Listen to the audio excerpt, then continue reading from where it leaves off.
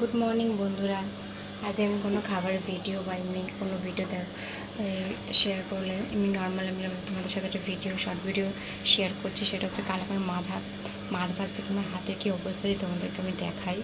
তোমরা দেখতেই পাচ্ছ আমার হাতের কী অবস্থা, পুরো এইখানটা থেকে পুরো এই অবধি মানে পুরো ফোসকা পড়ে আছে। আমি কোনো কাজ করতে পারছি না ঠিক করে।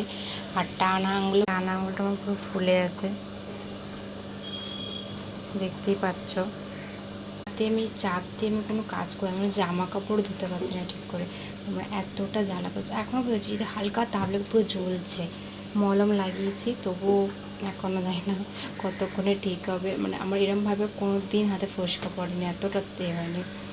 তো সেই জন্য এখন কোনো ভিডিও বানাতে পারছি না। দুদিন পর আবার খাবারের ভিডিও বানাবে। তো বাই বন্ধুরা, ভালো থাকো তোমরা সবাই। আবার দেখা হবে নিউ মিনি ব্লগ নিয়ে আবার আসবো।